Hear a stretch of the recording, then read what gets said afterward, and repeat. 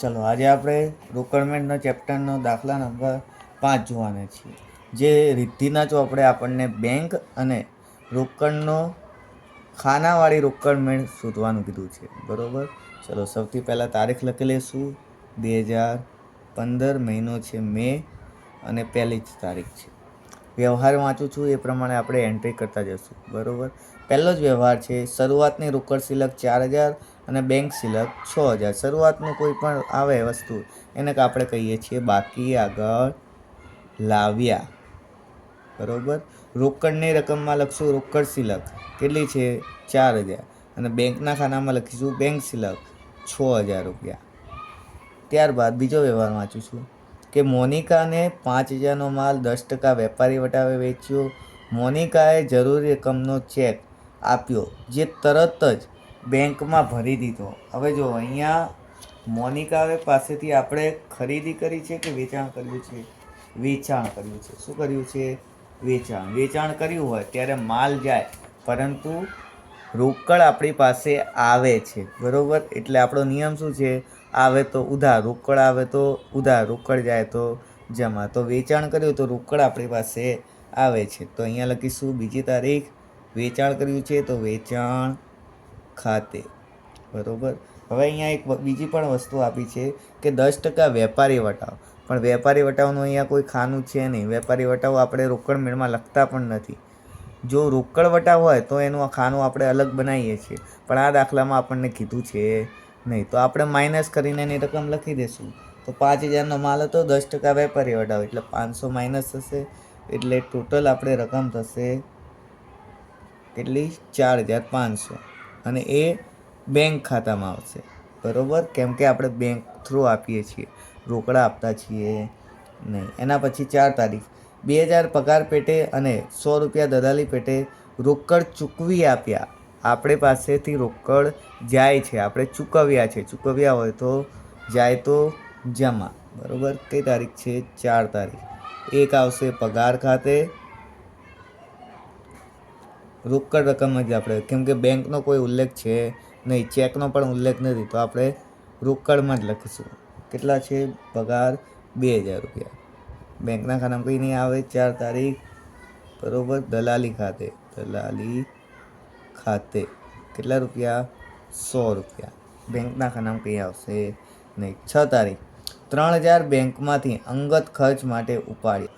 Word જુઓ, અંગત ખર્ચ એટલે ધંધાના માલિક જ્યારે ધંધામાંથી પોતાના અંગત ખર્ચ માટે પૈસા લઈ જાય એને આપણે કહીએ છીએ ઉપાડ. હવે ધંધામાંથી રોકડ રકમ જાય તો જમા બાજુ એન્ટ્રી થશે. બરાબર, 6 તારીખ ઉપાડ ખાતે.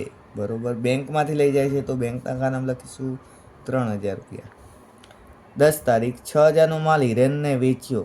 હિરેને 4000 રોકડા આપ્યા, બાકીની રકમનો ચેક આપ્યો. માલ આપણે વેચ્યો છે, વેચ્યો હોય તો રોકડ રકમ આવે તો ઉધાર. ચલો 10 તારીખ વેચાણ ખાતે રોકડ કેટલી મળે છે? 4000ની. તો 4000 લખીશું. જ્યારે બાકીની રકમનો ચેક એટલે બાકી કેટલા વધ્યા? 6000નો માલ હતો, 4000 રોકડા મળી ગયા તો 2000 બાકી વધ્યા, તો 2000નો ચેક મળ્યો હશે.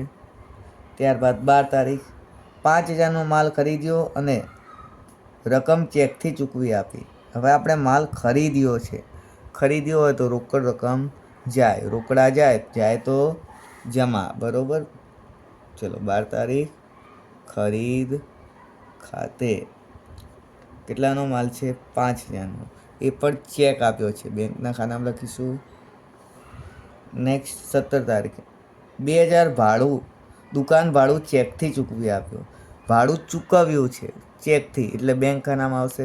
ચૂકવ્યું એટલે આપણી પાસેથી રોકડ રકમ જાય છે, જાય તો જમા. 17 તારીખ દુકાન ભાડા ખાતે અથવા ભાડા ખાતે પણ તમે લખી શકો.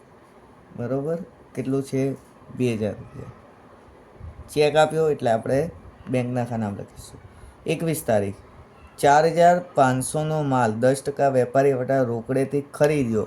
ફરીથી ખરીદી આવી તો રોકડ રકમ જાય તો જમા બાજુ એન્ટ્રી. બરાબર, 21 તારીખ ખરીદ ખાતે હવે આમાં કોઈ બેંકનો ઉલ્લેખ કર્યો નથી, તો આપણે રોકડેથી જ ખરીદ્યું હશે. બરાબર. 21 તારીખ 4500 છે. 4500 પર વેપારી વટાવ મળે છે 10%, તો 4500 માઇનસ 10%, તો 40 50, 4050માં આપણે ખરીદ્યો. બેંકના ખાનામાં કંઈ નહીં આવે. 24 તારીખ કરિશ્માએ તેના દેવાના પેટે 2550 રૂપિયા રોકડા ચૂકવી આપ્યા. હવે જો મેં ગયા વિડીયોમાં પણ કીધું હતું, આ વિડીયોમાં પણ કહી દઉં, આપણે રકમ ધ્યાનથી વાંચવાની. કરિશ્મા એ શબ્દ આવે ને એ, એટલે આપણે પૈસા મળ્યા સમજવાનું. શું સમજવાનું? પૈસા મળ્યા. અને કોઈ પણ નામની પાછળ ને શબ્દ હોય ને, એટલે આપણે પૈસા આપ્યા એટલે ગયા સમજવાનું. બરાબર. હવે કરિશ્મા એ આપણને આપ્યા એટલે આપણને પૈસા મળ્યા હોય એટલે આપણી પાસે રોકડ આવે તો ઉધાર બાજુ એન્ટ્રી. બરાબર. 24 તારીખ કરિશ્મા ખાતે કેટલી રકમ છે? રોકડા મળ્યા છે, તો રોકડ ખાનામાં લખીશું 2550, બેંકમાં ડેશ કરીશું. હવે દેખો 26ના વ્યવહારમાં આત્મકલ્યાણીને 1200 જૂના હિસાબના ચૂકતે કર્યા. રોકડ ચૂકતે કરવા રોકડ ચૂકવી આપી. દેખો વર્ડ કયો આવ્યો? આત્મકલ્યાણી પછી ને આવ્યો. ને એટલે આપણે પૈસા આપ્યા, આપણા પૈસા ગયા. જાય તો જમા બાજુ લખીશું. બરાબર. 26 તારીખ આત્મકલ્યાણી ખાતે કેટલી રકમ? 1200 રૂપિયા રોકડા આપ્યા છે, તો રોકડના ખાનામાં જ લખીશું. પછી ત્યારબાદ 29 તારીખ જાનવીએ 3000નો ચેક આપ્યો, જે તરત જ બેંકમાં ભરી દીધો. જાનવી એ શબ્દ આવ્યો એટલે પૈસા આપણને મળ્યા. બરાબર. મળ્યા એટલે આપણી પાસે રોકડ રકમ આવે છે, આવે તો ઉધાર. 29 તારીખ જાનવી ખાતે કેટલી રકમ છે? હવે બેંકમાં ભરી દીધા. બરાબર. તો બેંકના ખાનામાં લખીશું 3000 રૂપિયા. છેલ્લો વ્યવહાર 1000 રોકડા બેંકમાં ભર્યા. હવે આ વ્યવહારને આપણે કહીશું જમા ખર્ચી વ્યવહાર, કેમ કે આપણે આપણા ધંધામાંથી રોકડ રકમ જાય છે, પણ બેંકના ખાતામાં રોકડ રકમ આવે છે, એટલે જાય પણ છે અને આવે પણ છે. એને આપણે કહેવાય જમા ખર્ચી વ્યવહાર. એટલે બંને સાઈડ એન્ટ્રી કરીશું. બરાબર. ઉધાર સાઈડ એન્ટ્રી કરીશું રોકડ ખાતે. અહીંયા રોકડ ખાતે લખ્યું તો બેંકના ખાનામાં 1000 લખીશું, અને અહીંયા લખીશું 30 તારીખ બેંક ખાતે. અહીંયા બેંક ખાતે લખ્યું તો રોકડ ખાતામાં લખીશું 1000 રૂપિયા. ચલો શું કહેવાય? આને જમા ખર્ચી વ્યવહાર કહેવાય. બરાબર. ચલો બધા વ્યવહાર પતી ગયા 30 એ 30. હવે આપણે ટોટલ કરીશું. તો પહેલાં ચેક કરવાનું ટોટલ કઈ બાજુનું વધારે આવે છે, ઉધાર બાજુનું કે જમા બાજુનું. તો અહીંયા દેખતા જ ખ્યાલ આવી જાય છે કે ઉધાર બાજુનું ટોટલ સૌથી વધારે આવે છે. બરાબર. ચાલો તો અહીંયા આપણે સૌથી પહેલાં રોકડનું કરશું. 4 ને 4 8 9 10 10,550, 10,550. પછી બેંકનો ટોટલ કરીશું તો ટોટલ આવશે 16,500. તો એ જ વસ્તુ અહીંયા પણ લખી દઈશું 10,550 અને 16,500. બરાબર. 10,550માંથી આ રોકડની બધી જ રકમ બાદ કરશું એટલે માઇનસ કરીશું, તો આપણને તફાવત મળશે 2,200 રૂપિયાનો. કેટલો મળશે? 2,200. જ્યારે 16,500ની રકમમાંથી બેંકની બધી જ રકમ બાદ કરીશું તો આપણને તફાવત 6,500નો મળશે. બરાબર. તો આપણો મહિનો હતો મે મહિનામાં 31 દિવસ હોય, તો અહીંયા આપણે 31 તારીખ લખીશું અને અહીંયા લખીશું વિગતમાં બાકી આગળ લઈ ગયા. શું લખીશું?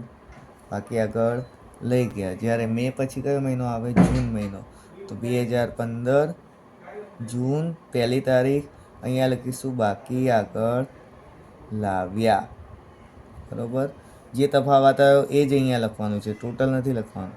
2200 રોકડની રકમમાં અને બેંકમાં તફાવત આવ્યો 6,500 રૂપિયા. જો વિડીયો ગમ્યો હોય તો લાઈક કરો, શેર કરો તમારા મિત્રો સાથે અને સબસ્ક્રાઈબ કરો મારી ચેનલ.